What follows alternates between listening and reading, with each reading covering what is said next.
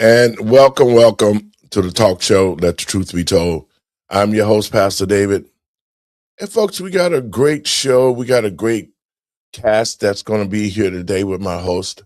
And we want to talk about several things. We want to talk about the team takeovers in Chicago. We want to talk about the Chicago Bears leaving to go into Indiana. And most importantly, we want to talk about Larry Hoover. J.B. Pritzker is using him as a political pawn to be able to think that if he let Larry go, that black people going to vote for him. So if you ain't got nothing to do, call your friends and let them know. You're listening to Let the Truth Be Told Radio. I'm your host, Pastor David. Welcome, everybody.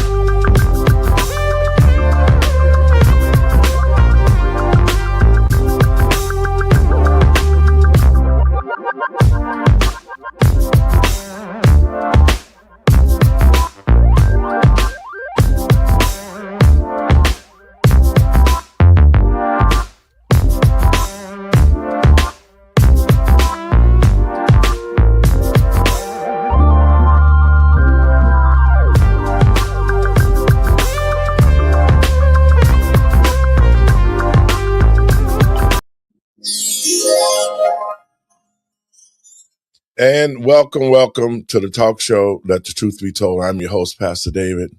And first, let me give all praise to Yahuwah and Yahusha. That's God in Christ in Hebrew. Well, folks, another weekend goes by, and the city of Chicago is in a horrible place. Not only do we have the worst governor of all time, J.B. Pritzker, but Brandon Johnson continues to prove that he is a total idiot and have no leadership skills. You know, it's a shame that the Chicago Bears have been in Chicago for pretty much since I've known, well over 50 years or better. And they have become an icon and a landmark to the city of Chicago. But now this idiot, Brandon Johnson, who is allowing things like the Chicago Bears to leave Chicago and move to Indiana. And so we just got to wonder what's next with this clown. This clown has really tore the city up. But just like I said before, Brandon Johnson is not stupid. Brandon Johnson is following the script that was given to him by the Democratic Party. And their mission is twofold. They wanted to destroy the black community completely, and they wanted to be able to take over the city and create public housing like they did back in the 60s. And so now the people of Chicago are reeling. There's so many things that are happening to the city, and nothing is positive. Businesses are leaving. Brandon Johnson is condoning violence with the team takeovers and not being held responsible for what he needs to do. And that's what we're going to talk about today. We're going to talk about how is it possible that the city of Chicago, the great city of broad shoulders, is being brought to his knees by a illiterate, ignorant, stupid man who says all his concerns are about illegal aliens. And in saying that, let me get my team in. What's up, Bink? Howdy. Let me get Randy in there, man. Randy? Hey, how y'all doing? And Doc, what's going on, y'all? Hey. Guys, you know, Chicago is a shithole. Now, I got to call it the way it is. You know, a friend of mine, Darren Bailey, called Chicago a hellhole. And he has been trying to retract the statements of what he said. And I spoke to him and I told him, look, man, you don't need to be retracting any statements when you're telling the truth. Because Chicago is one place in this country that has become not just a hellhole, but a shithole. And if you want to talk about the facts, then J.B. Pritzker and Brandon Johnson has made Chicago a shithole. Your thoughts, Randy, on that? Given that born and raised Chicago and myself, I actually absolutely concur that Chicago is a shithole city, and and it's validated by the simple fact that it's in the news. It's in the national news every other weekend, especially on holiday weekends for shootings, for riots, and for whatever else. All the wrong reasons. Chicago is in the news. So yes, it is a shithole, and it's due to the leadership. Brandon Johnson and J.B. Pritzker at the governorship, they have allowed the deterioration of Chicago, and it's sad and it's unfortunate. So it's right on Darren to call it out for what it is. And no, he shouldn't retract his statements because then that's going to just motivate people to do right and say, well, you know what? Let me prove to you that we're not a shithole and we can actually be better people or do better things out here. That's a driving motivator. Hell, in the military, even in sports, in entertainment, you tell somebody that they trash, guess what? They get motivated to do better. So let's keep calling Chicago trash. Chicago, you're trash. Your thoughts, Andre? Yeah, and I do think that Darren Bailey is free to have his own opinion about Chicago. Because I remember one of my earliest memories about Chicago were kids jumping on cars and all the violence and the tourists getting beat up. And I thought to myself, if I ever had an opportunity to help people in Chicago, that's the first thing that I wanted to do because, Chicago is a part of the United States and we rise with the tides. So when Chicago rises, we all win. So this is why it's important to select policies that really grow Chicago. And right now, Mayor Johnson nor Pritzker are selecting policies that are helping Chicago win. Mr. Binky? Yeah, I'll make it quick. Chicago. It's all in the name. Oh man, I love that. I love it. But it is what it is. You see the crime, you see the political policies. People up there are complaining. I mean, Chicago going red. That group up there, and the way that people are treated. That's all you can say. Chicago. Doc, your thoughts? Well, I think it's always been Well, Democratic Party to turn these cities into what they are right now, and then turn around and blame the federal government for the position of these cities. Just, absolving themselves. Like, see, we had to take in these people to do that. At the same time, not taking responsibility for their actions. I mean, there was a young lady that was shot in broad daylight, and they released the person that Doc, in your city. Am I going in and out? Okay, I'll come out and come back. Okay. And what's the real truth of the matter, guys, is they created the city to be this way. Yeah. They wanted Chicago to be brought to its knees because the Democratic Party, these are their last strongholds. They present no policies to the people of Chicago, the state of Illinois. They're not trying to create any economic wealth. I mean, basically, Chicago has become stagnant with idiocracy. And Brandon Johnson leads the way as the mayor. That really is a really sad situation that's going on in Chicago. But nevertheless, I'm going to get Doc back in and let Doc finish what she was saying. Go ahead, Doc. Let's hear you. Now, can you guys hear me now? Is it better? Okay. No, what I was saying was it's all been systematic to lead to where we are right now. The Democrats have positioned themselves to not take responsibility for anything, blame the federal government for everything that they are going through right now to continue to destroy this country. There was a young lady, she was shot in broad daylight. that person was actually released. And then I think later on, because he committed another crime, that they actually took him back into custody. But what's happening now, this is a party issue. This is not a mayoral issue because it's happening in all of these predominantly democratically run cities and states. If you can just follow the money, follow the crime, right? They are doing exactly what they're supposed to be doing under the United Nations agenda. It all goes back to that. Well, you know, even what makes add injury to the insult is the fact that the Chicago Bears are about to leave the city of Chicago. Brandon Johnson was on the news the other day, and he was talking about some great plan. J.B. Pritzker got on the news and called him an idiot. So I just think this is all part of the game because the Bears are leaving. I'm going to play this clip, and we can talk about it, guys. Hang on.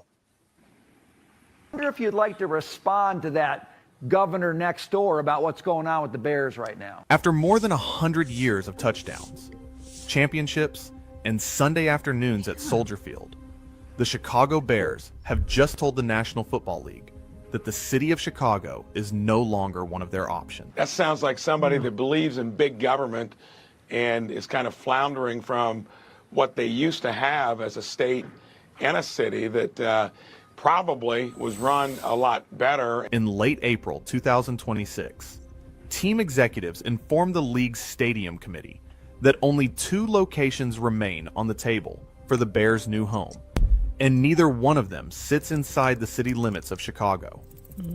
One option is a 326-acre piece of land in suburban Arlington Heights, Illinois, and the other is across the state line in Hammond, Indiana.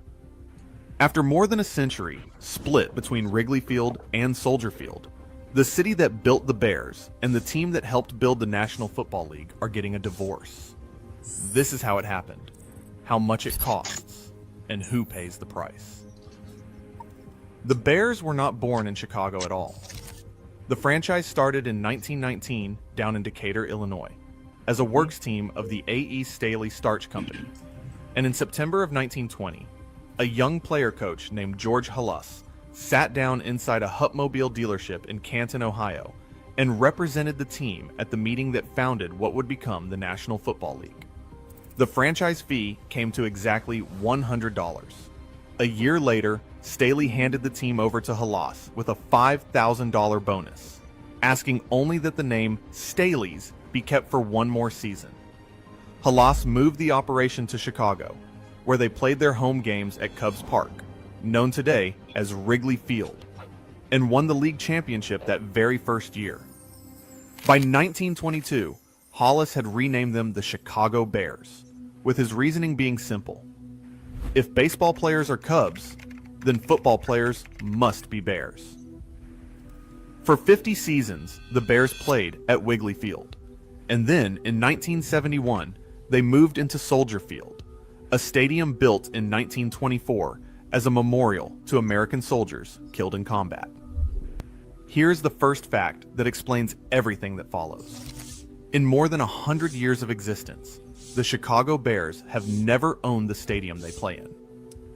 Wrigley Field belonged to the Cubs, Soldier Field belongs to the Chicago Park District, and the Bears have always been tenants. That tenant status produced 50 years of frustration. Back in 1977, the Bears looked at Comiskey Park. In 1978, they looked at Notre Dame Stadium. And in 1980, they nearly moved to the old White Sox Park. Mayor Harold Washington pitched a new West Side complex in 1986. DuPage County made an offer in 1991. And team president Michael McCaskey proposed a $285 million stadium of their own in 1995. Mayor Richard M. Daley floated a stadium sharing deal with the White Sox in 1998, and none of it happened. Finally, between 2002 and 2003, the city spent somewhere between $606 million and $690 million to renovate Soldier Field, and the renovation was so extensive that it cost the stadium its status as a National Historic Landmark. After all that money and all that controversy, Soldier Field today still seats just 61,500 fans. which is the smallest capacity in the entire National Football League.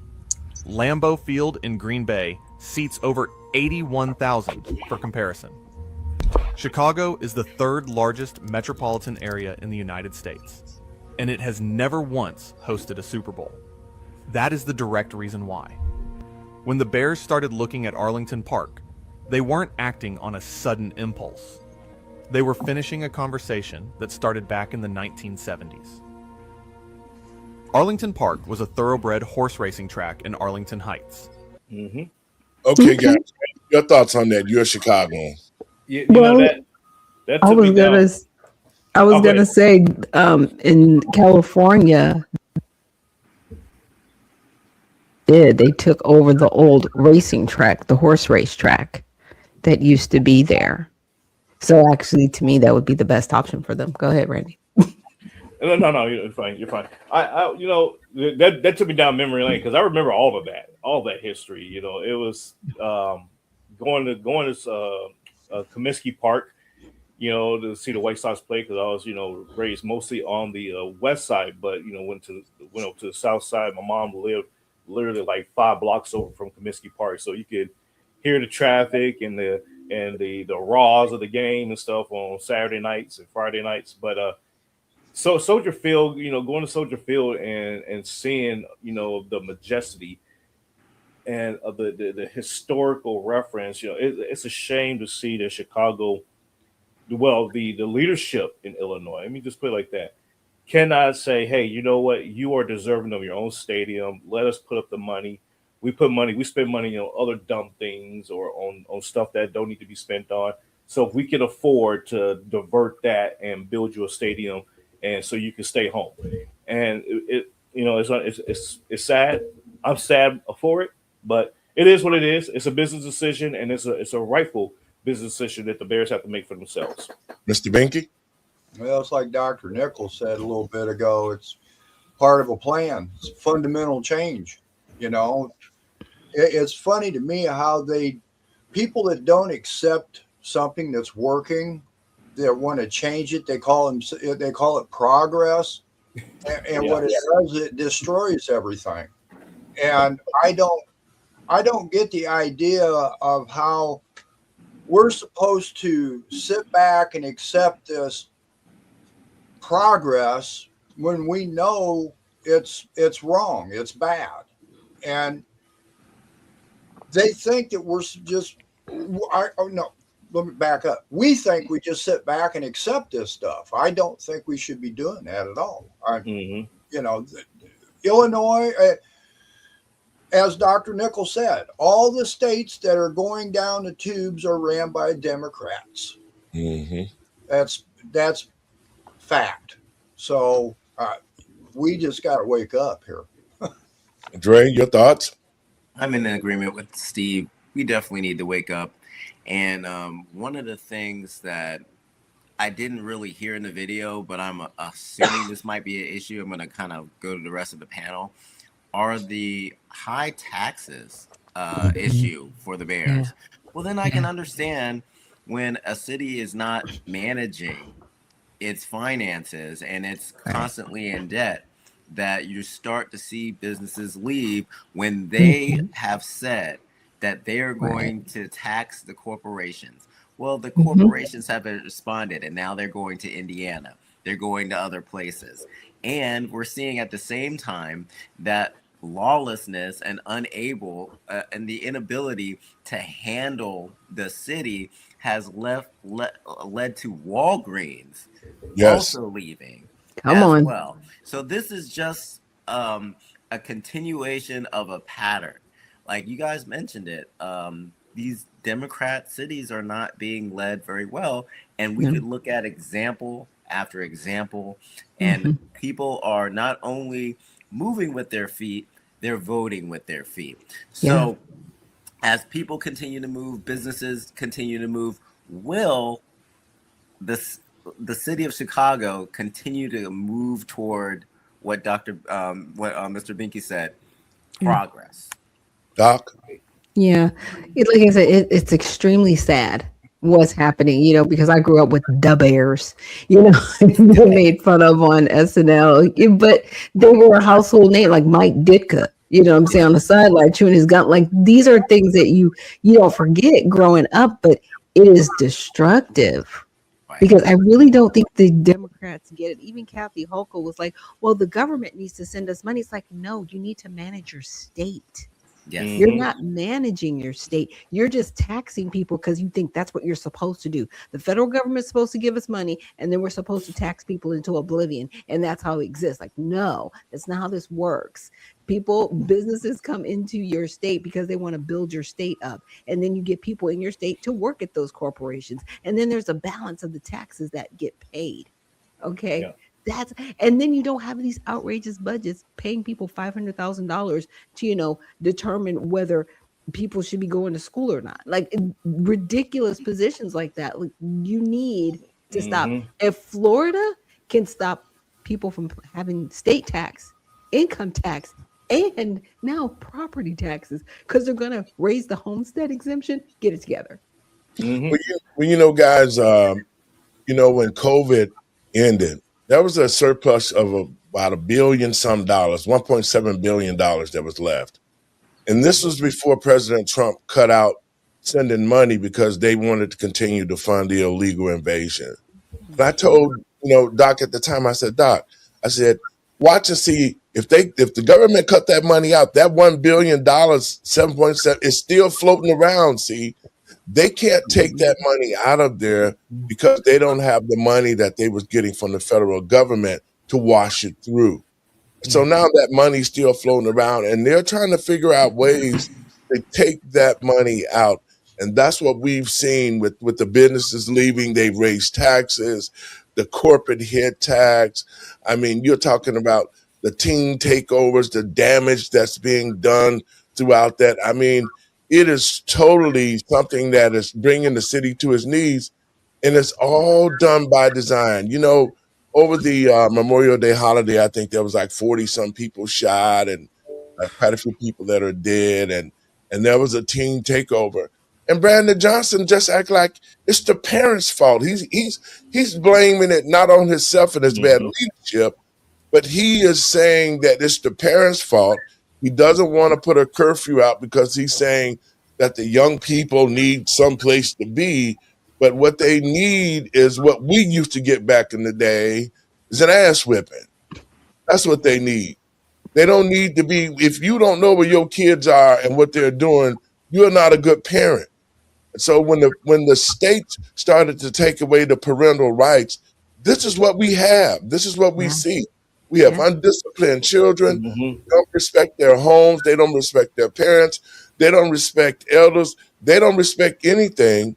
And the fact of the matter is, J.B. Pritzker and the Department of Education in Illinois has created these illiterate children who are just being pushed through the school system and not being held accountable for what they do. I'm going to play this clip, guys, and we're going to talk about it. 17 girl was arrested on weapons charges the week before. 8 were arrested near Staten Lake after another teen takeover in the Loop. And here's how Chicago currently handles these teen takeovers. The city can enforce a curfew before 10 p.m. when large disruptive events occur. In January, City Council advanced an ordinance giving Police Superintendent Larry Snelling the power to declare a teen curfew anytime, anywhere, with at least 12 hours notice, but its future is still uncertain. At the time, Mayor Johnson said he opposed giving one person unilateral control and has rejected proposals to modify the 10 p.m. curfew. Instead, he's called on parents to watch their kids. But we know in a lot of cases that just isn't happening, which brings us back to the curfew debate. Here now to weigh in on this is local activist Jamal Green, whose opinion piece on teen takeovers was published in the Chicago Tribune last week. Jamal, first of all, want to thank you for coming on, taking time out for us today. Thank you for having me, Tim. Let's talk about this. Your op-ed piece was very more like a plan, laying out what you think should be done in this case. You're a parent. Let's start there. Give us your opinion from a parent's point of view, what you think is happening here. Well, I'll tell you what, none of my boys would be out there doing what these kids are doing. I think there's definitely a a cultural problem. You know, we need a cultural reset in these neighborhoods. You know, it's one thing to say, oh, we'll call out to parents and not do anything, or we'll create opportunities. After school programs are not what's going to stop teen takeovers, right? Do we need to provide more opportunities? Yes. But one thing that we must provide first is accountability. You can't have opportunity without accountability. And young people should not be able to come downtown to be able to wreak havoc in our neighborhoods because it was a Hyde Park as well, with no accountability for it. We need to hold them accountable. We need to hold the parents accountable. We need to see what's going on at home. The parents got to be accountable for this. And if the parents need help, we can provide support as a city. But one thing what we cannot allow is our city to be in a place where there's lawlessness and there's no one doing anything about it. We have to jump on this and make sure that we are very ruling with an iron fist on downtown in these neighborhoods. We are not allowing teens to just run rampant, jump on cars, fight each other. Someone pulled a knife on a senior. We should not be allowing this, and we got to stop this right now. You know, Jamal, you and I both grew up in the city of Chicago. I want to point out the fact somebody who watching may be like, where is he? You're on your way to an event, so you took out time to be with us today. But you and I both grew up in the city of Chicago. You heard that man that was in Hyde Park. He said, I would have never done this as a child. I'm sure you feel the exact same way. You mentioned accountability. That is something we've heard time and time again. In your opinion, what does accountability really look like here? Well, when we have these mass takeovers, the city needs to jump on it immediately. We may need to have mass arrests. We may need to have fines for parents of those who continue to exemplify this behavior over and over again. But most importantly, the city got to be prepared for this. We should be monitoring what's going on social media when they're preparing these events and prevent them from happening. We need people on the CTA trains to be able to monitor when young people are gathering there before they get to where they're going. We got to try to stop things before they happen. We need to monitor social media. There's even AI technology where we can really be able to see who's starting the trend and where it's coming from to hold them accountable. And then when things like this happen downtown or Hyde Park or wherever, we need to be ready to act, and we need to act immediately. We got to make sure that certain corridors downtown are protected. When I was young, I would never think that I can go downtown with my friends and wreak havoc like this. I believe in opportunity. I believe in rec centers and night rec centers and things for kids to do. But one thing I know is that as mayor, Brandon Johnson should not be allowing young people to take over their streets, take over downtown, because this is where business is. These are where companies have their workers. These are where we're trying to lure businesses back because the city is in a deficit. We can't have young people ruining what's going on in our city. This got to be a city for everyone. And that's not anti-youth. That is pro-Chicago, where everybody can enjoy our streets. You bring up a good point, because when you go. All right, guys. Binky, what are your thoughts on what he's saying? Well, he's sitting there he wants people held accountable. Well, it starts in your home. It's spread in the schools, and you got government that's promoting just what he's complaining about. And then he turns around and he wants more AI, more surveillance, more this, more that by government. No, that's not. Government's not fixing the problem. They're creating the problem, sir. Yeah. And you've got to provide, first of all, you got to take this victimhood stuff out.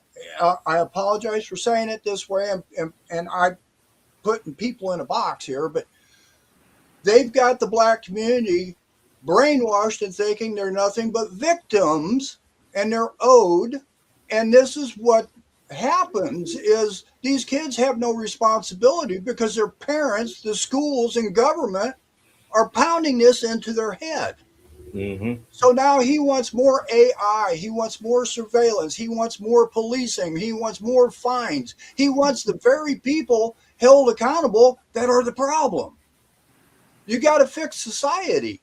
You've got to fix that first. And the only way you're going to do that is people like us that see the problem first, and not expect the people that are creating the problem to to have them fix it. No, that's just a big revolving door. It keeps hitting you in the hind end.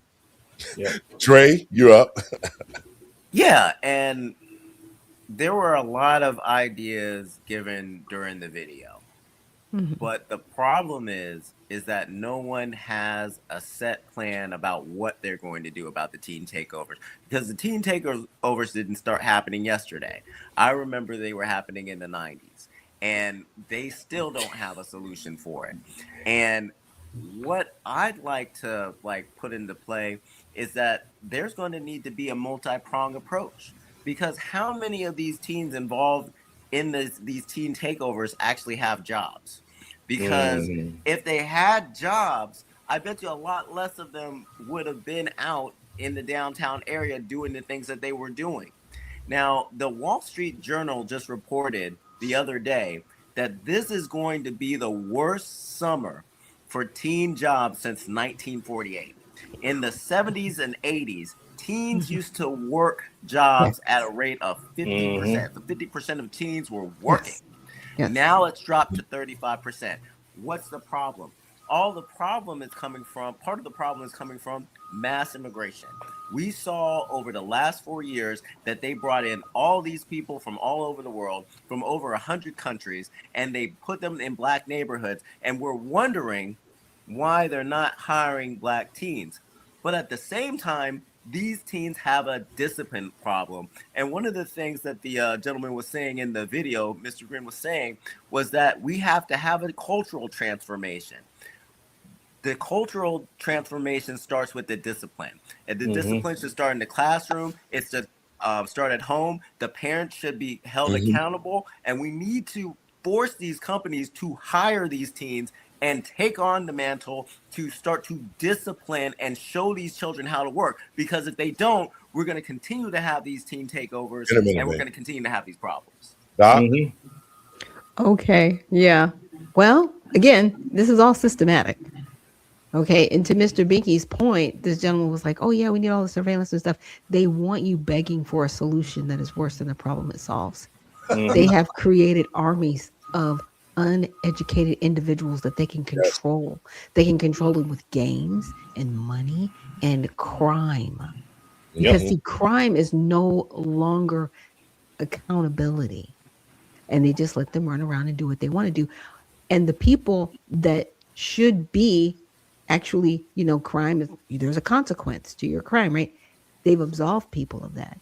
People that are immigrants, and people specifically in the Black community. So there's no discipline at all. Even with homelessness, there's no discipline. There's no shame. There's nothing. I'm just saying they want us begging for a solution that is worse than the problem it solves. They want the surveillance.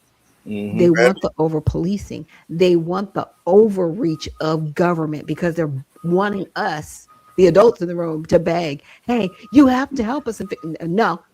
To your point, Pastor, needing the butt whooping. To your point, Mr. Binky, people need to actually start taking responsibility. If this person came out of your womb, that's your responsibility. You need to make sure that they're educated. It's not the school's job to make sure your son and daughter can read and write. That's your job. It's only the school's job to teach them the curriculum that's there, but it's your job at home to make sure that they understand the curriculum. There's no responsibility. There's no accountability anymore. Randy? To Andre's point, you're right. Teen takeover was happening in the 90s. Growing up in Chicago, we did teen takeovers, but this is how our teen takeover looked. We blocked off with the trash cans each end of the street, and we had block parties. And we kept, and the parents saw that, they'd come out and they would supervise, make the Kool-Aid for us, make some sandwiches, and they controlled the traffic. Hey, these kids are out here playing. Y'all can go around to the next street and go to where you need to go. And that's how the community came together. Yeah, we got into mischief. Yeah, absolutely. And the police would pick us up and throw us in the back of the paddy wagon and brought us home. And both the cop and the mom would whoop our asses right there at the doorstep.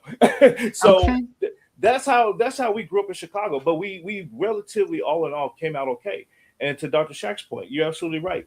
It is the parents' responsibility to educate the children, because before, and I know growing up, and I'm the oldest of 11 siblings. before you could go to school, you had to pass a proficiency test to even start kindergarten. That's right. You had to know how to you had to at least know your ABCs, 1, 2, 3s, Yes. and write your name on a piece of paper Mhm. at very minimal. And so Yes. we got away from all of that. You know, we've been talking about this for years now. You go to the store and these teenagers that's running, you know, little baristas at Starbucks and whatnot, they can't do simple math to give you No, your change back. they can't. You know, that was criminal, you know, growing up, because Mhm. when we ran, you know, little Kool-Aid stands on the corner. Mhm. You better know how to do some math to get your to get that change, Okay. or that person that's buying from you will slap you upside your head. You know, that was just common sense stuff. And we gotten away from, that's the problem with society. We gotten away from common sense. We gotten away from telling the truth. We got away from Mhm. saying this is how we are supposed to be. These teen takeovers that's going on right now, these are not takeovers, these are mini riots. Yes. And Yeah. the problem with what they're doing is there's no controlling mechanism to put an end to it. If I was the superintendent, the police chief there, I would say, okay, we know that they're going to be in this neighborhood. Let's cordon off, you know, that whole Mhm. perimeter, Yeah. round their little asses up, and we're gonna take them on a field trip. And Mhm. when those parents start saying, "Hey, where's my baby at?" You should have thought about that when they left out the house. They have Figure it military out. schools. They have Yeah. military schools. People need to start going. I'm just Yep. saying. Well, you know, Binky, go ahead. You had a question. Go ahead, Bink. Yeah, yeah. To what Andrea was talking about, the in the summertime, the kids got jobs and stuff. Yeah. Mhm. We don't have that like that no more. I No. mean, Right. we've got this automation going on. You know, like McDonald's, they've Yeah. they eliminated a lot of stuff that provided those jobs, and Yeah. plus all these businesses are downsizing too. So Mhm. Andre is correct. We used to be able to go out and Mhm. I did that. You know, you had a job, it acclimated you to when you get out of school to how to work. Right. You know, and now there's no pressure. There's funds, there's grants, people, drugs, whatever. Mhm. That's been replaced by progress, AI, Right. automation. You know, Yeah. Let me say this to all But of there's you. there's a one thing I want to kind of throw out Go here. ahead. Right. Is like people are no longer getting creative, because if you go on Right. Craigslist Right. right now, there's gigs, and there's Yeah. gigs for people that are moving. In that video that we watched, someone was moving, and I bet you they were leaving Chicago because they looked like they were going pretty fast, like they were trying to get the heck out of there. So there are jobs that people can find. They're not looking for jobs. They don't know how to look for No. jobs. They don't know no how to one's fill out teaching an them. application. They Exactly. can't read. They We can't do got basic math. They can't comprehend anything. I'm telling you, they are creating a mindless soldier that they Mhm. can control. Yep. With emotion. With you know what, emotion. guys? We'll be mad about this. All of you guys are correct. But let me tell you how it was. This past May 31st, I graduated from high school at 15, 1974. See, what's happening is, one, the parents not teaching the kids. Two, the politicians are not preparing programs that can interact with the children to make them be responsible adults. You know, I dealt with the I dealt with excuse me for a minute. I dealt with the city of Chicago, called the Chicago Youth Organization, and they gave us jobs in 8th grade that we learned how to, you know, become janitors. We would go to other schools, we would clean up, we would pick up garbage off the streets. There were block clubs in the city of Chicago. They were called block club parties, is when they would petition off the street. They would let the kids come out, but it was all done and controlled by the parents of the block and the aldermen. They would bring out food. They would bring out prizes, academic stuff. You could recite something, you would win a prize if you were dancing. I mean, the way the Black Americans were set up was, we were going to make sure our children could take over after we were gone. And so that type of lifestyle and type of structure is no longer in place, because now you have kids who are or who are competing who disrespect their parents. And that's because the parents have allowed the states to step into your family structure. You That's can't all whoop they your want. kids. If your kids complain about you whooping them, or they go to school, which the schools aren't teaching them anything, and say, well, I got a whooping last night, then the teachers have authority to call the cops against the parents. And so it's a couple of things here why these takeovers are being done is because one, the parents are not disciplining the children. Two, society and the state set it up to where that they could take kids out of the home who were unruly and wouldn't be disciplined. And three, the politicians, the aldermen, the state reps, the senators, they made sure there was job opportunities for our young people with CYO. When I got in high school, I worked for Dominex Finer Foods. I played ball. I went to the job. It's the mindset. So these children do not understand how society operates, nor are the parents holding them accountable by continuing to kiss their ass and give them stuff and let them run the house and do whatever they want to do without being disciplined. Because there are babies having babies. Well, 15 and 13-year-olds having babies. They had no idea what a parent is. And so the parent over that 13-year-old that just had a baby, that's where this started. It started with grandma. Well, and that's one of the things that structure is no longer in place. And so when you have it like it is now, we're going to continue to see these takeovers because the mayor of Chicago doesn't have a clue, and parents aren't holding him accountable, and parents are not pushing back against the state. Because when the 90s came, the Department of the Human Child Services, they were so big inside the black family, at least, for sure, to keep them from disciplining their kids so they could create the type of children that we see today. This army. And to your point, Pastor, you're absolutely right. When you said block club, you threw me in another flashback there. I remember growing up, you had that little bulletin board that was stuck on the corner. It was made out of wood. It was nicely, done up. But that was like the community announcement board, and on the top of it said Block Club, and it had the street name, and so it lets you know like what neighborhood it was covering basically. And you would go out there, and parents would put tack up like whether they're going to have a yard sale, if there was an upcoming house party, stuff like this. So it was like a little neighborhood announcement board. And then over the like the next course of like I would say as I started going into my teenage years, because it was when I was still young, it went away. Somebody shot it up, tore it down, and all that, and it went away. And so we gotten away from that kind of community. And then growing up, the in the summer, I worked at the Chicago parks. And we had the summer jobs, and it was only for the teenagers. You sign up Exactly. You sign up at the end of the school year. You Yes. sign up, and they will But call who's you. doing those jobs now, Randy? It's probably illegal aliens. The illegals are doing the job. Aliens doing those jobs, Or people that are undereducated, illegal illiterate that haven't been here adults. for a long time. Go ahead. Yeah. Undereducated, illiterate adults that can't read above a 5th grade reading level. Yep. You had to, and we had to. When we signed up, they would call your household. Talk to your parents and make sure you got permission, and you was good to go. And you show up, and they would come. They would say, "Do you need transportation?" Yes. Hey, okay. You meet us at this corner of Chicago and Cicero. We got a van sitting in the parking lot at the barbershop, and we'll take you all to work and drop you off there, and you can ride your bike home or whatever type of thing. That's what we did growing up. But we, like to everybody's point, we gotten away from that mentality because these people have allowed society to become stupid because they're engineering the system to make us stupid. And it's sad to see. It's very sad. Watch the movie Idiocracy. Like that's what we're doing right now. Exactly. Great that's why point. it's so terrifying. And you just look around like you can go to McDonald's or any of these fast food restaurants and you say, okay, can you remove the ketchup and add this? And you see the person look at you like,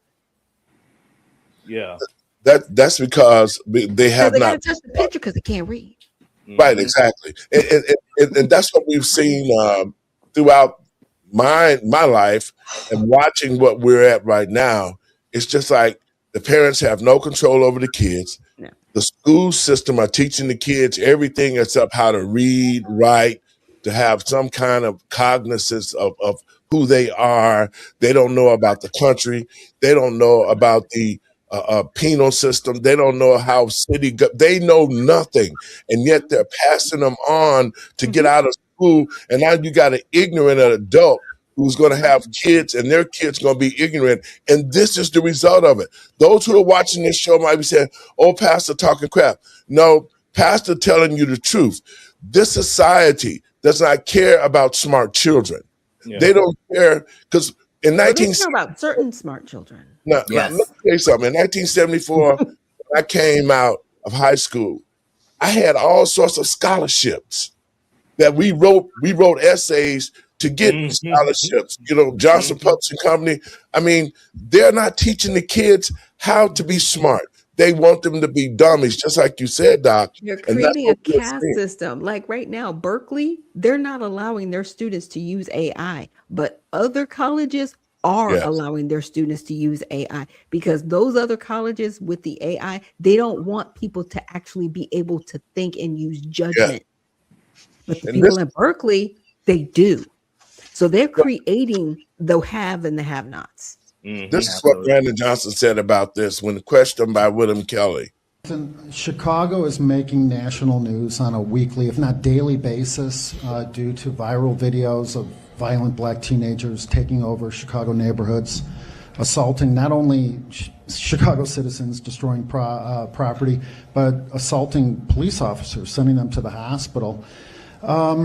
Real Chicagoans, law-abiding Chicagoans are asking me if this is a Chappelle Show sketch when you brag that somehow 40 plus people being shot over Memorial Day weekend is some kind of a success. We have, half a dozen police officers sent to the hospital due to being rammed in a car by a violent black teenager at one of these takeovers. Thank you, William. Thank you. Let's wrap up the question. Let him answer, please. You didn't interrupt anyone else's question. No. Why would you interrupt my question? Please ask the question. Every reporter here has asked multiple questions. Why would you interrupt my question? Why? Please ask the question. Thank you, William. I understand that every other reporter wants to talk about how the police are the problem, which is your policy, which is your rhetoric, which has led to these kinds of problems, according to the citizens, the real law-abiding citizens of Chicago. They say that your rhetoric and your policies are actually causing William, these violent can we black teenager please get to the question and let the mayor answer your takeovers. question? So the question is, if police officers can't be safe in the city of Chicago, if a police officer can't even transport a violent repeat offender to a hospital without being murdered, then how can the average citizen be safe? Safety is our top priority, and I've always said repeatedly that it's not policing alone, right? Police officers are being asked to do more and more each and every day. And that's why I've worked hard to expand behavior and mental health support services, right? So that it takes off some of that pressure off of law enforcement to respond to those scenes. As far as these teen trends, we're all working hard to prevent them from happening. And, the reckless behavior of this individual who drove the car and harmed our officers, I'm grateful that they are recovering, and I believe that individual was not even a Chicagoan, if I'm not mistaken. And depending on your definition of a teen, this person was He was 18. He was 18 years old. So by 18 some years old. definition, old enough to vote. Did you turn my as an microphone adult. off?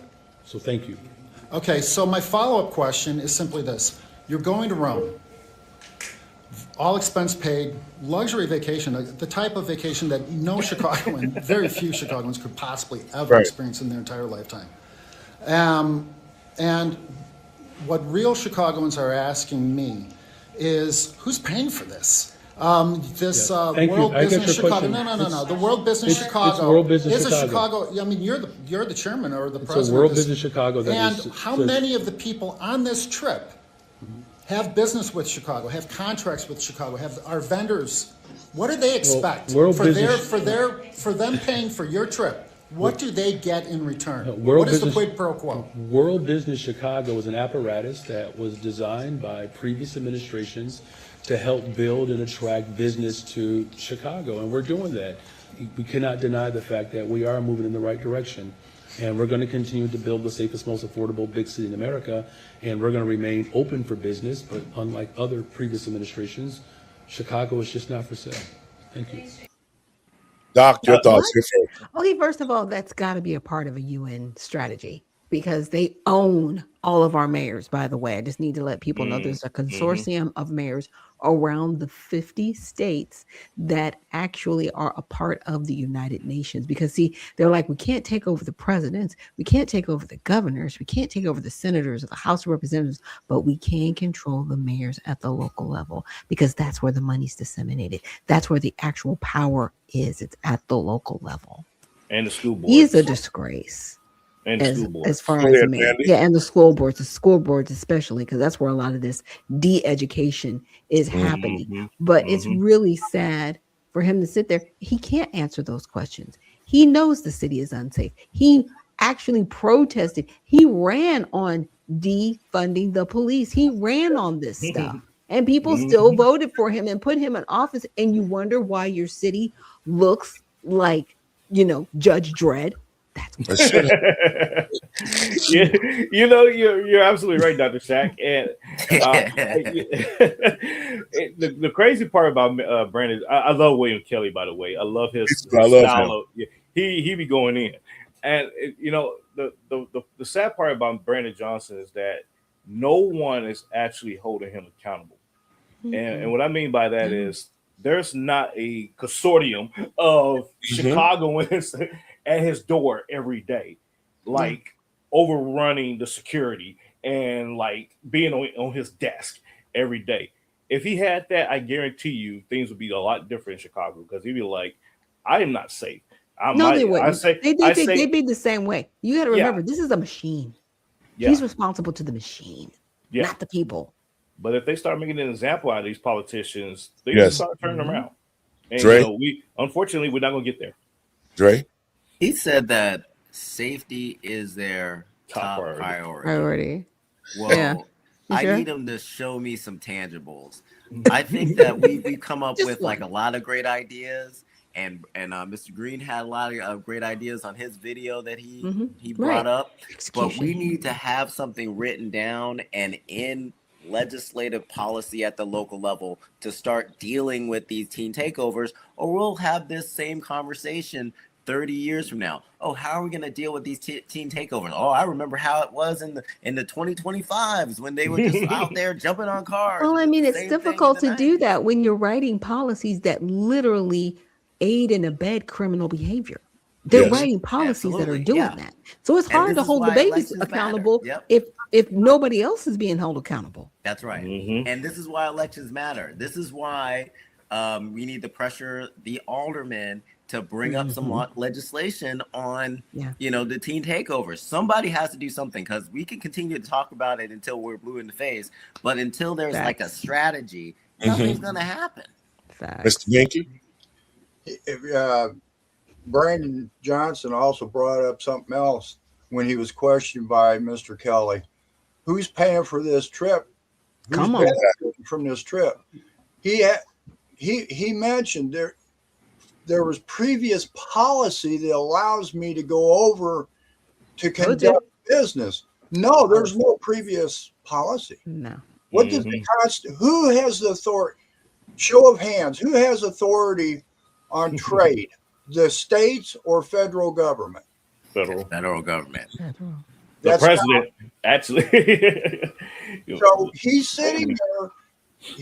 This is where it all boils back down to. When you don't follow what your job is or the Constitution, that's what you have. Pigster went down to Mexico. He's making deals down there too. He has no business doing this. Exactly.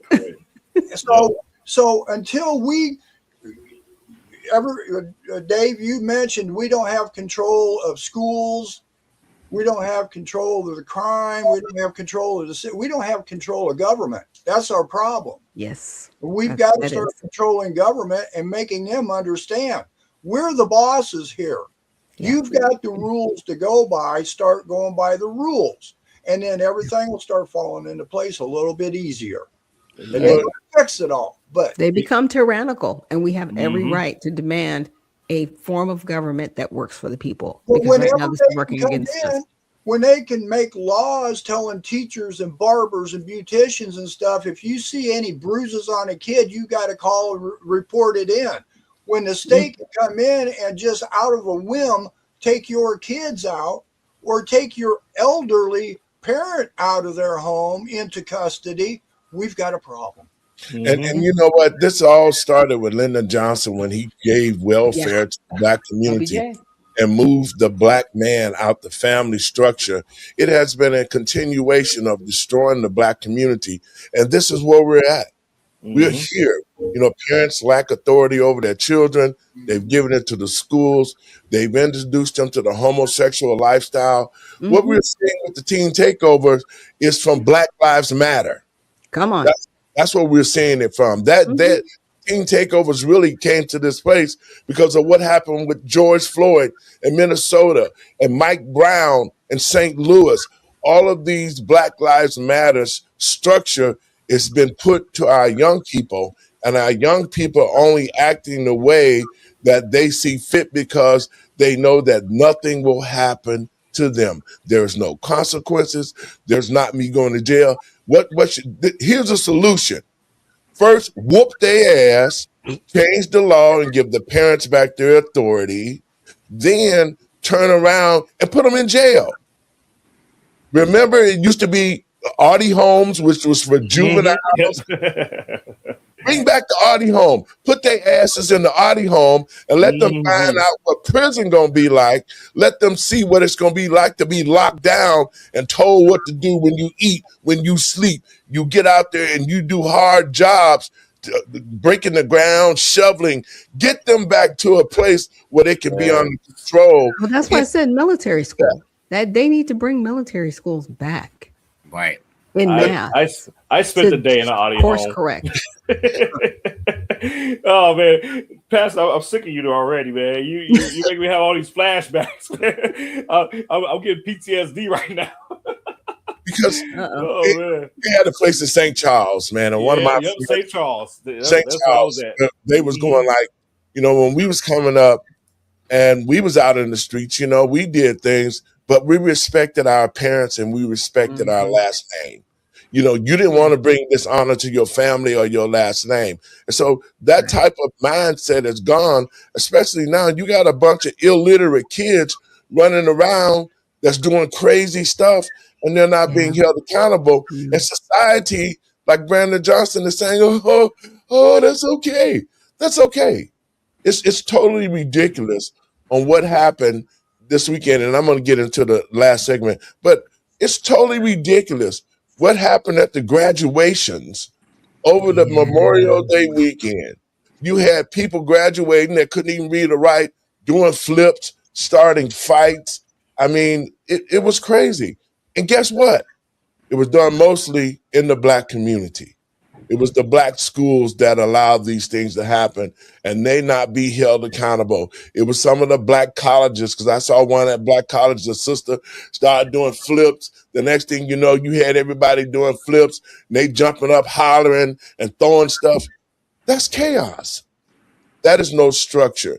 And that's the reason why we're in this condition. Randy, your thoughts? You know, growing, seeing how kids are when they graduate from school reminds me of the days when we made the plan to fight on graduation day because we knew we weren't going to get suspended. We knew nothing was going to happen, so it was kind of like a free pass to go whoop some ass, and that's what we called it. It was a free pass, whoop ass, and so it's unfortunate that it evolved the way it has because now it's like indiscriminate. At least back then, you know, we had targets, you know, so. I don't know. I mean, they are one step away from the purge. Yeah, it's true. I was just gonna say that's where they're at. They're going to be like, well, yeah, let's just give everybody that 24 hours to just get out all their anger, and then the rest of the year we'll just be good. No, stop it. Bring shame back. Make shame great again.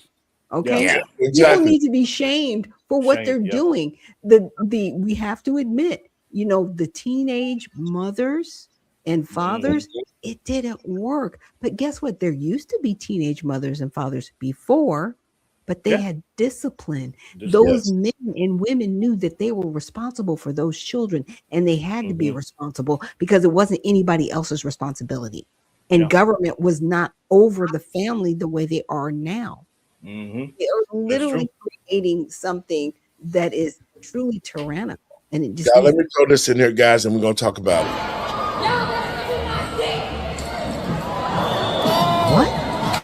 What? Why? Oh my. Graduation ceremonies are suddenly the most exciting ticket in town. That's Columbus, Ohio. Yeah, that's Ohio. That's right. If you're lucky, your graduation ceremony might just turn into a WWE match. Bridgeport police didn't say why it started, but authorities claim it involved at least 2 unrelated families. 2 of the 3 people arrested were charged with assault of a public safety officer.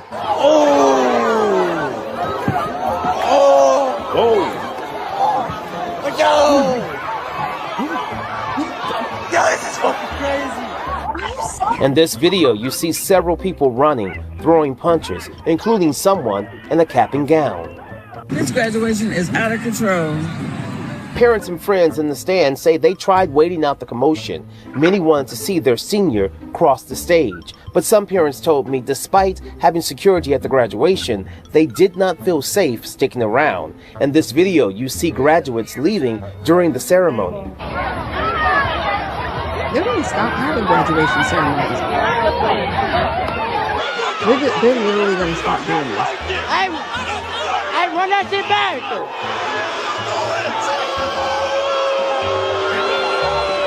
Father, I don't know. They fight. Oh my God, wow! Like you're not. This was sent to us from a viewer. In the video, you can actually see people getting escorted out after the brawl. Right now, there's no word on what caused the commotion.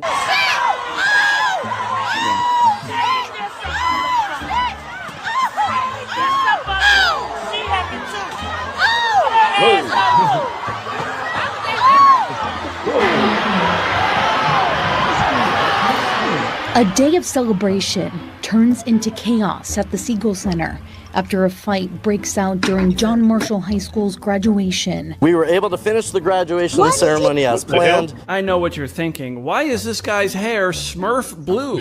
I was ready to go off on this guy myself, but it turns out he does this for a good reason. 100% of the members of the senior class at John Marshall High School is receiving a diploma this year. Earlier this year, Superintendent Cameras promised that if students hit that milestone, he would dye his hair blue. And you can see he kept that promise, as you can see in this video posted on social media by Richmond Public Schools. Well, I don't know. After seeing this, maybe the 100% graduation rate is due to a lower bar? Regardless, best of luck at the graduation ceremony you have to go to.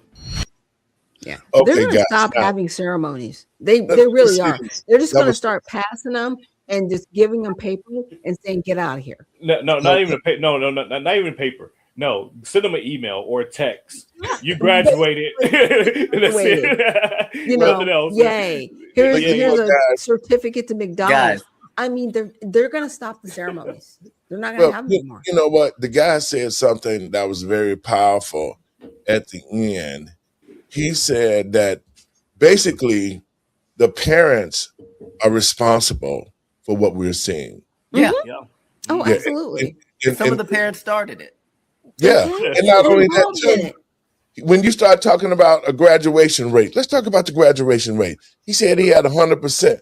But when you lower the grading scale down to a place to where a dumb kid can pass without being knowledgeable about what they're supposed to learn, then you have these idiots that are running around with no knowledge, that have no structure.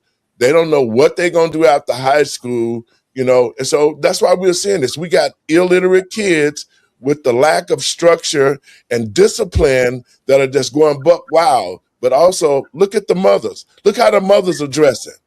They're dressing with the dress all up to their butt. You know, they're not parents like our parents were, who came in a suit and tie. You better not even look funny at graduations when parents was in control of their households. So This is what it has come down to where it's a melee. Everything that's happening right now that the government has allowed, the state governments has allowed these children to be idiots. They allowed them to fight. They allowed the takeovers. And this is what we got. And this is what we're going to continue to see this if there's no policies or some type of structure brought back to the family structure that these kids are held accountable. Now, guys, I wanted to play that, but I also want to play this last video before we get out of here. Last year, I was able to meet with Kwame Kilpatrick, who was part of the pardon czar for Mr. Alex Johnson, who's the pardon czar. I explained to him the reason why Larry Hoover was locked up. It was the very next day that they took it to President Trump, and President Trump waived the 6 life sentencing for Larry Hoover. Larry Hoover has been locked up for over 50 years. In the state of Illinois, 20 years is a life sentence. And so he's done already 2 life sentences in the state prison. So what has happened now is that he's up to be paroled. And once President Trump got rid of the federal charges, Larry should be at home. He's a 75-year-old man. He needs to be with his family, and he can make a difference out here in the streets with the young people. But they don't want that. They want to keep him locked up. And Larry did a lot of things that benefit the Black community. Like he complained about Planned Parenthood coming to the city while he was locked up at Century 21 when almost 15 to 20,000 people marched on the city of Chicago and said, we don't want these abortion clinics in our community. Thus, they said he ran a criminal enterprise because he kicked against what was bad for the Black community, and they made it seem as though he's the big kingpin or whatever. Most of the people that committed crimes, Larry Hoover had nothing to do with, like the murder of Pookie. This guy robbed some dope dealers. They caught up with him, and they killed him. But because of the RICO Act, and they wanted to get Larry off the streets for the positive things he was doing, they made sure that they blamed him and said he ran a criminal enterprise and thus keeping him in prison. The point that I'm getting to now is this. J.B. Pritzker, the governor of Illinois, has clemency papers for Larry. He could stroke the pen and put Larry out of prison immediately. He could have did that a long time ago. But what J.B. Pritzker is doing, he's using Larry Hoover as a pawn. To think that if I wait till the last minute and I sign off and let Larry Hoover out, then all the Black people gonna come and vote for me. I think Black people would be stupid as hell in any Chicagoan, especially Black people, to vote for J.B. Pritzker after he's done what he's did. He destroyed the schools with homosexuality. He created DEI and hired all his friends throughout the state. I mean, he created the SAFE Act to where he allowed illegals to come and kill American citizens in the state of Illinois. He has done everything that he could. He allowed for all the illegals who he's been funding with Brandon Johnson to take over the Black community. And so I think Black people would be stupid if they think that J.B. Pritzker is going to hold Larry and free him before election time and Black people will vote for him. That's not going to happen. I'm going to play this clip, guys, and we'll talk about it before we get out. Pastor, before we play the clip, I did want to say one more thing about the teen takeover video. I think what we're seeing is Proverbs 25, verse 28. A man without self-control is like a city broken into and left without walls. And what we're seeing is that these kids don't have self-control. Their parents don't have self-control. My parents didn't go to my graduation. And part of the reason why they did not was because they had ops. And they knew that they didn't want to get arrested. They didn't want to be in the South Boston Inquirer because they had to go out and whoop somebody in my high school. So they had some self-control and they didn't show up. Now, I was mad for a little while, but as an adult and looking at this, I realized why they didn't go. But we have to basically set the boundaries because we've seen that these schools have been broken into, and it's like a city without walls, meaning that they have no structure, they have no mechanism to keep these kids under control, and it's just spreading out into the rest of the city. That's the thing. They don't want them under control. They want That's them to right. think this is normal. Right. They're normalizing this. They're celebrating this. There are people, trust me, at home going, see, you got him. You did that. Right. Instead of somebody saying, shame on you. You should never do that again. And somebody needs to go to prison. Nobody's having that conversation. And then the rest of the nation is laughing at our people, which makes me so upset. And saying we're animals. And they're uncouth and they don't know how to act. It's like, no, if you let people act out who they really are, right, with no self-control, this is what you get. Yeah, that's right. Exactly. That's right. And this is why I say, you know, they talk about the street organization, all the street gangs and stuff like that. You can go after these guys and you put Larry in prison for all of these years, and yet and still the crime rampant because of the 94 crime bill. They wanted these things to happen. So they can continue to blame him. You know, instead of taking responsibility for themselves, they created him to be a monster. And this is the problem I'm having with it, is because when we was coming up, I know Larry Hoover personally. When I was 12, I became a GD at Moran Park at the field house. And it was all about education. I'll never forget what he told me. He said, young buck, go to college, make something out of yourselves. These streets ain't for you out here. And I did. I went to college at 15 and I made something out of myself. So for me to see him be in this position and painted as a picture, as a person that didn't care about the black community, but that's what the problem is.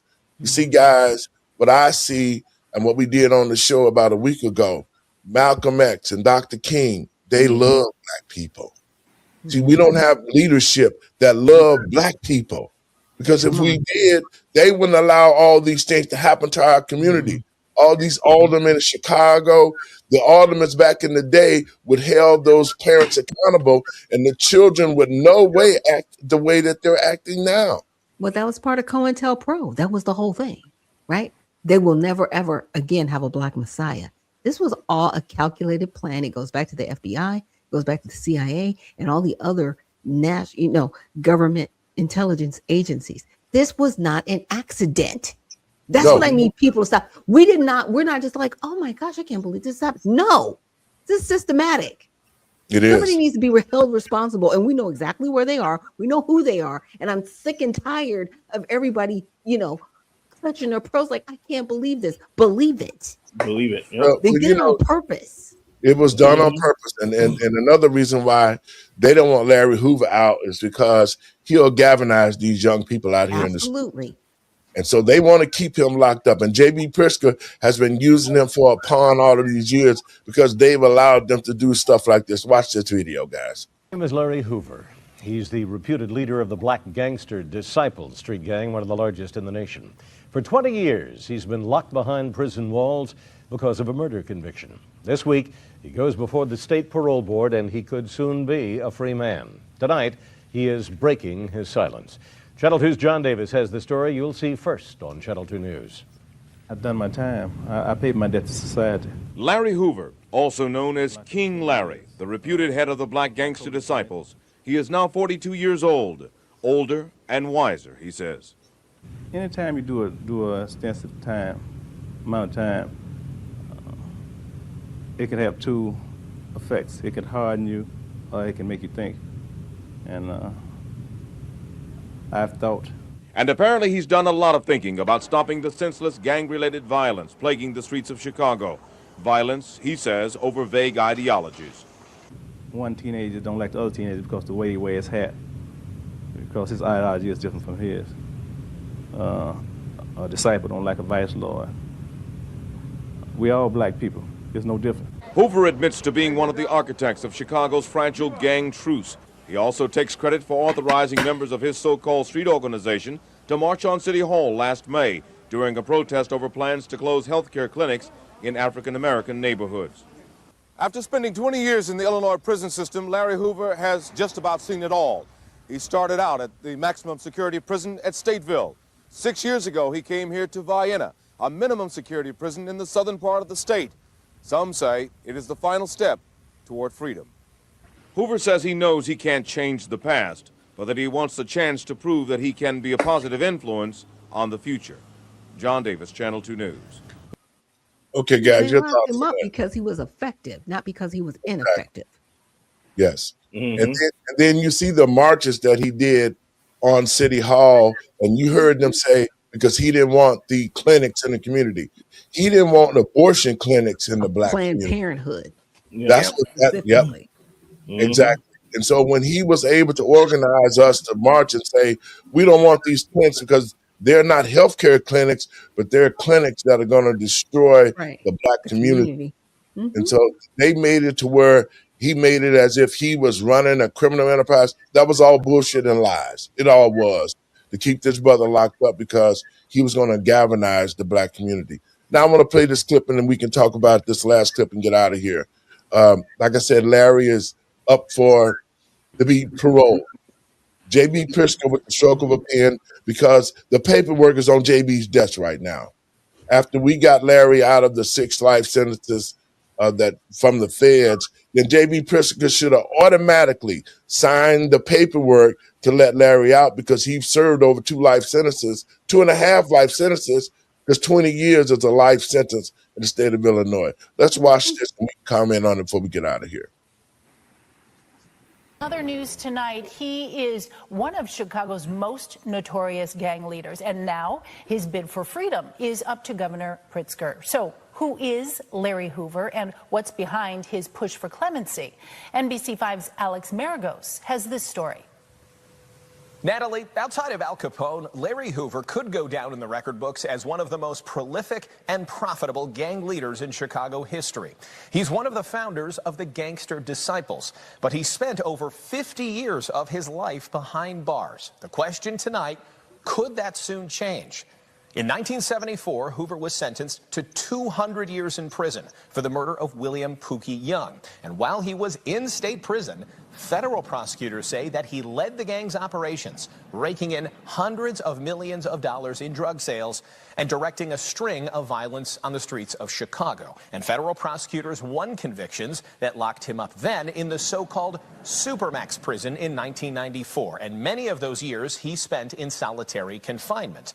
That was until last spring, when President Trump commuted his federal sentence, and that placed Larry Hoover back in an Illinois cell. Now, Hoover's latest bid for freedom took a step on April 7th of this year. His family, his attorneys, and supporters asked the Illinois Prisoner Review Board to recommend clemency to Governor Pritzker. Now, the Cook County State's attorney argued against clemency. They filed documents showing why he should not be let out of prison.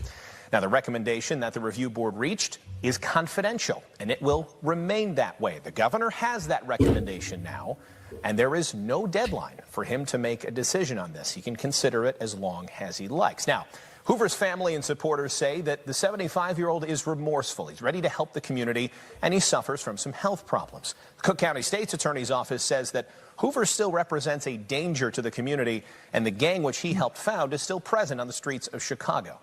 President Trump helped Hoover over one hurdle to freedom, but now the governor must decide if Hoover's finish line is drawn at home or in a prison cell. Natalie? All right, thanks to Alex. All right, guys. His only danger is that he is successful and he's effective. Yes. That's his danger. Mm-hmm. Your thoughts, Randy? You know, I growing up in the hood, I had an opportunity to speak to Larry Hoover on the phone. And it was a brief conversation. He was like, don't end up like me. Don't keep yourself out of jail and do the right thing. And listen to those adults in the streets. And that was it. That was a conversation. And I got punched in the chest afterwards. But for Larry Hoover, he should be out. Certainly been in prison 50 years. 75 years old. What harm is he actually going to do in Chicago aside from, his mind? Exactly. The harm. Exactly. And that's what I was going to go to is aside from spitting knowledge to people, and that's what they're afraid of. And so, for J.B. Pritzker to use this as a political pawn, I hope the black community and I hope Chicago, Illinois sees this for what that is and vote accordingly and get him the deuces. Your thought, Mr. Binky? Then you got you, Dre. Yeah, I don't know what the whole case was about or anything, but if it was just over murder, how did they come up with 200 years? My is my first question.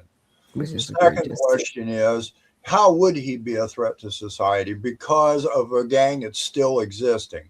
It makes no sense. That's assumptions. So it sounds like, why everybody else gets a second chance, don't they? Mm-hmm. Ain't that what the Democrats are always saying? Everybody deserves a second chance, blah, blah, blah. Mm-hmm. Well, there you go. You're freeing people, illegal immigrants out here that got records after records after records. There's people out there that are not fit to stand trial that slit the throat of a Ukrainian woman, but yet he was fit for society to be part of. Wait a minute here. Right. So come on. I think the guy deserves the clemency. Dre? Continue what Steve is saying. There was an illegal alien who worked in an ABC store. Might have been it was some kind of liquor store, but he ended up beating some patron with a bat and beat him severely. And instead of keeping this individual in jail, they released him a few days later. I just had to track him down, and they found him a few days later. But instead of releasing this illegal alien to ICE, they decided that they were going to release him without telling ICE. Now, that's a policy decision. With Larry Hoover, he murdered somebody and got 200 years. So it's more than just the murder. They're trying to keep this guy behind bars, like Dr. Nichols said, because of his mind and his ability to create outreach to the community that would improve the community. And he spoke against the coveted abortion clinics, and that's just a no-no.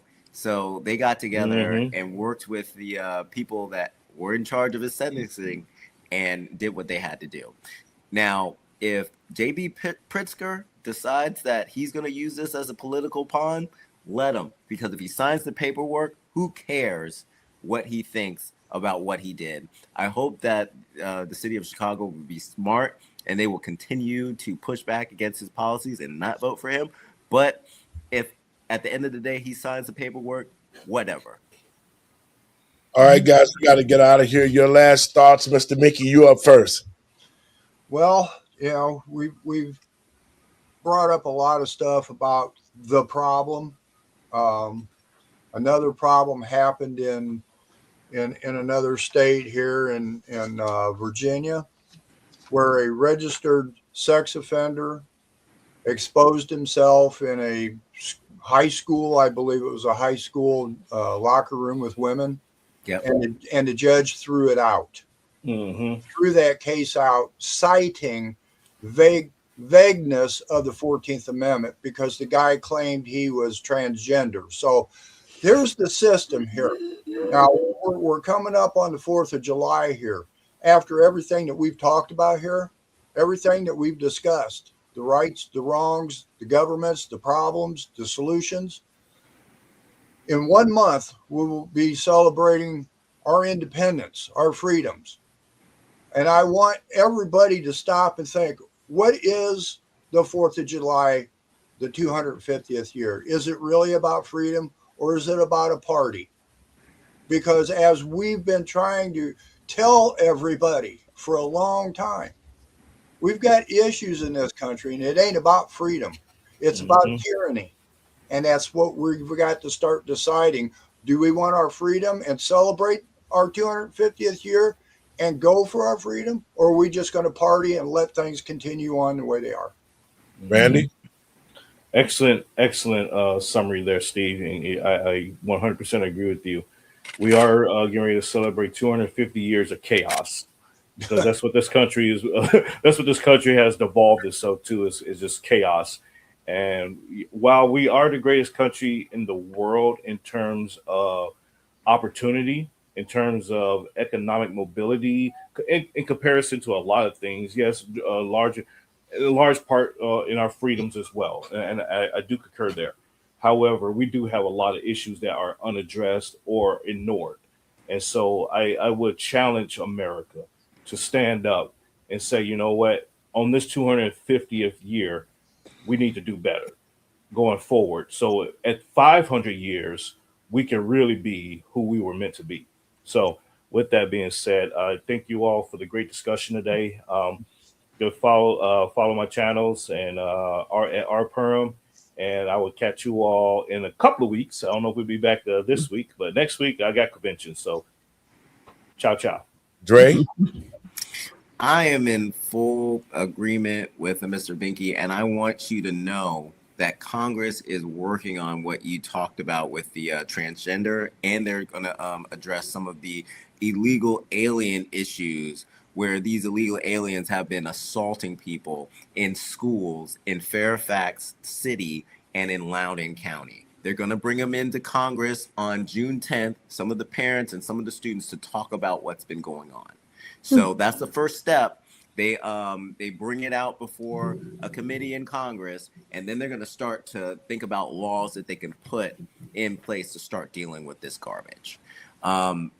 We have to come up with solutions for these problems that we have. Like I was saying earlier, we can talk about these things until we're blue in the face, but until we put together policies that are legally going to set a standard, we're going to be talking about this 10, 15, 20 years from now. Mm-hmm. One of the things that Numbers USA has been supporting is the Americans First Act. And what this act does, it gets rid of chain migration and unnecessary work programs like the operational training program, and it will eliminate 275,000 annual illegal aliens into the country. Sorry, not illegal aliens, legal immigration into the country. And that's going to benefit Americans and put them first as far as making them a priority for work. Doc, your last words. Okay. Thank you for everybody for what you said. And Andrea, I appreciate what Congress is going to do, but we already have laws. They're just not enforced. That's right. Absolutely. So we don't need more policy on, it's like paper on top of paper. And then I'm going to have a meeting after the meeting, and then we're going to get together and discuss it. Like, I'm tired of that.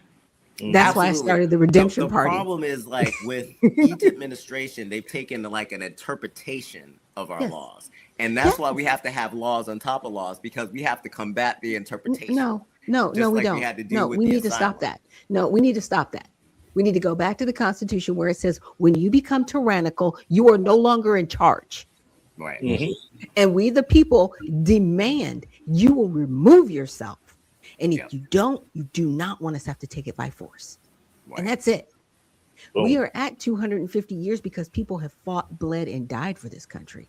We didn't fight. We didn't bleed. We didn't die for it to devolve into complete chaos. We're not turning it over. We're not going to do belly up. We're not going to play nice in the sandbox. If you come after our freedom, it's going to be a fight. And that's what they want. But just understand, you're not going to win. Okay? This is not going to be like the Civil War and Reconstruction ends and we do this little dance over again. It's going to be a lot worse. Right. And guys, you don't want this. I want to thank you for your comments and showing up. We'll get together, and we want to continue to bring solutions to America so that we can get back to a place of structure and get control of our government and our families and our households. Thank you guys for being there. I want to thank everybody for watching the show, and I want to give you my last words. America, land of the free and home of the brave. 250 years of what freedoms? When the Constitution was written, Black people were slaves who served those who was writing the Constitution. And yet the Constitution has been put in a place to where it no longer exists and nobody abides by it. So for what I'm saying this is because the American people and patriots across this country, our freedoms have been taken from us already. We are not in control of this country anymore 250 years of what freedoms? What will we be celebrating until we have this country under control? Until we get rid of all the illegals. And I want to say this about Larry Hoover. He was put in prison because of what somebody said. But the Democratic Party has opened borders. They created the Safety Act laws that allow criminals who killed Megan Boss, raped her dead body, and put her into alcohol or some solutions. The Democratic Party created the Safety Act, which allowed Sheridan Gorman to be killed on the lakefront where it's supposed to be a place to relax and to take your families. The Democratic Party has been responsible for all the illegals who have been dumped into this country. So how is this country free? What freedoms do the American people have when we don't have safety? We don't have our family structure back. America is headed down the wrong road. And again, for Larry Hoover to be sitting in prison all of this time, over 50 years, and you don't have compassion for him, and yet you want to keep him locked up, but you'll let illegals come to this country, destroy the American way of life, take over the Black community, sell drugs, bring trafficking in, killing American citizens, and yet you would free them automatically? This country needs a checkup from the neck up to the American people and patriots across this country. If we don't see where we're headed, and we're headed to total destruction, the celebration of 250 years of freedoms, again, to the American people and patriots across this country, what freedoms do we have? God bless you. Let us get together and be one America and make this country great again. I'll see you guys tomorrow. Y'all have a great evening.